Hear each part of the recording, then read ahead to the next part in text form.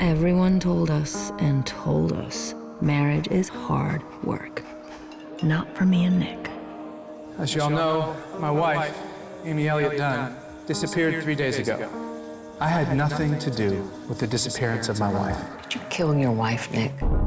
You ever hear the expression, the simplest answer is often the correct one? Actually, I've never found that to be true. I'd never seen a story that kind of traversed 3 different terrain. You know, it starts as fundamentally a mystery, and then it becomes this perverse, absurdist thriller, and then it finally kind of becomes satire, and I hadn't seen that done. This wasn't a conventional, like, leading man performance where it's always smarter than everybody and knows all the answers and has the gun and blah, blah, blah, gets the girl. That it was a guy who, likability was kind of anathema to David. Even, you know, sort of this, you know, he thinks of it as obsequious and pandering for a character to try to curry favor with the audience for this behavior. And so we see aspects of this guy's personality that are clearly flawed. And we see him struggling. I will practice believing my husband loves me, but I could be wrong.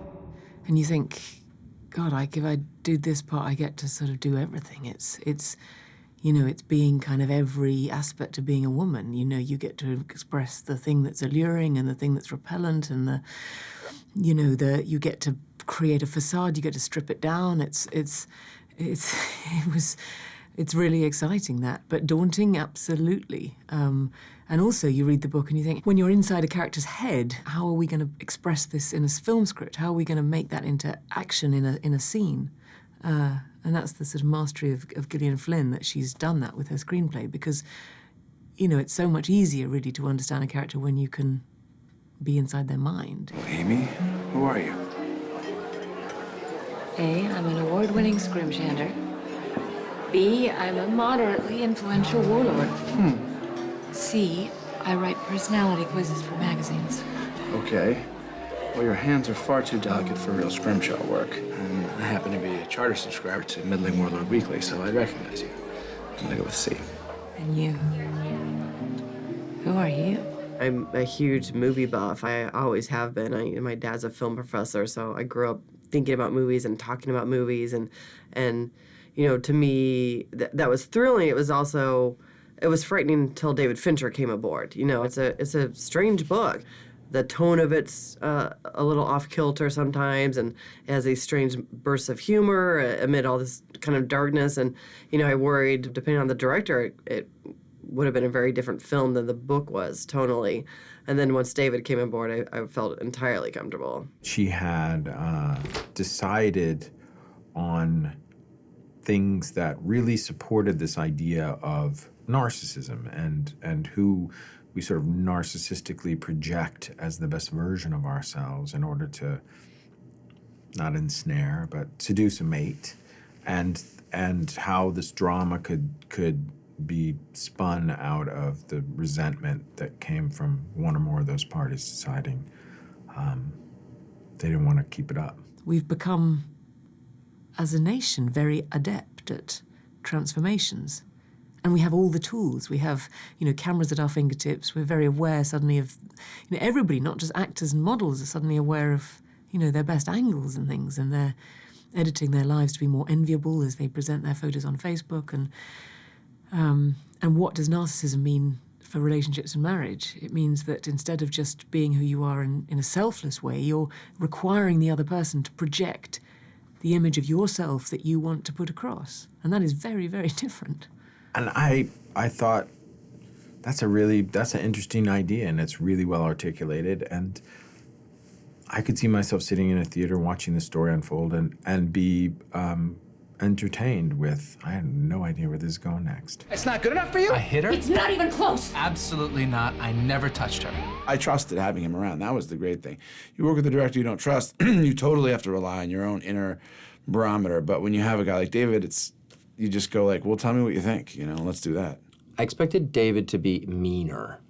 I expected him to be cranky and super focused and a little aggro. And instead, while he demanded excellence and while that was the standard, was excellence. So you were really nervous to have him approve of you. He was a very calming energy. He knows exactly what he wants. Mr. Dunn. Mr. Collings, I know you. I saw you at the volunteer center. I wanted to help. Well, I hope you don't mind me coming by. I got your address from this letter that you wrote my wife. Amy and I believe in the lost art of letter writing. I always wondered why you kept in touch after everything. She was my first serious girlfriend. Why did you break up? That's a strange question. Did you treat her bad? Did you cheat on her? That's a rude question. I don't know how to think like an actor.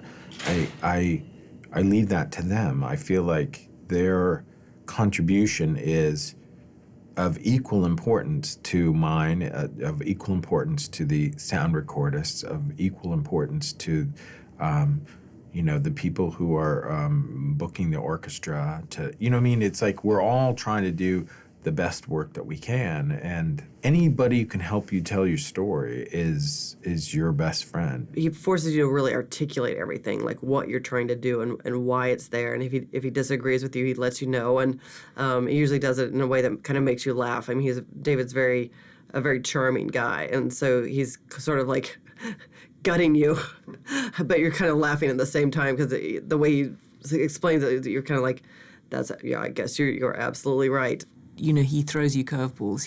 You think you've got the meat of a scene, and he'll just come at it from another angle. I mean, there was this time when I was, you see me in one part of the movie, and I'm exploring a house I've never been in before, and the camera's on the back of me, and he said, "I can see you're not impressed enough." He said, "I want you to be impressed by that vase." And I thought, wow, okay, the camera's on the back of my head, and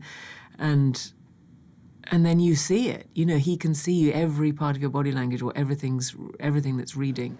So, your wife has no friends here. Is she kind of standoffish, Ivy League, rubs people the wrong way? She's from New York. She's complicated. She's got very high standards. Type A? Well, that can make you crazy if you're not like that. You seem pretty laid back. Type B. Speaking of which, Amy's blood type. God, I don't know. I have to look it up at the house. You don't know if she has friends, you don't know what she does all day, and you don't know your wife's blood type. Sure, y'all are married. I remember that the feeling of a lot of these scenes was of sort of being under siege, always sort of being overtly or implicitly, accused of something, and feeling like the walls are closing in on you. And I like that this guy's weapon of choice was sort of how he was raised, which is just be polite, be nice to people, be ingratiating.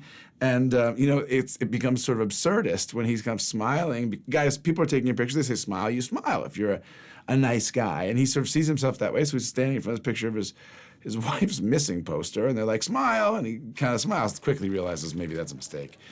But nonetheless, though that kind of charm to me is less charming than it is kind of a knee-jerk personality sort of defense mechanism. How was your marriage, Nick? Are you asking me if I killed my wife? Man of my dreams, this man of mine may kill me. What about my side? Nick! This man may kill me. In her own words, This man may truly kill me. Right now, in the marketplace, in the culture, this is the only movie that's dealing with relationships and marriage in this caustic and incendiary and provocative a way.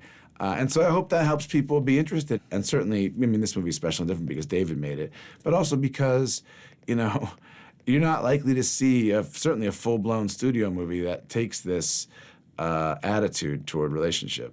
I said to David, is this film like what you had in your head? And he said, well, no, that's the thing, it can never be, because you're dealing with real people, and it's you just have to go with the vision that's coming to life in front of you. It's not a movie about your life or my life, but it has to be built on a foundation of understanding, and so you need the characters to feel realistic, but they're in service of something that hopefully no one has an experience with.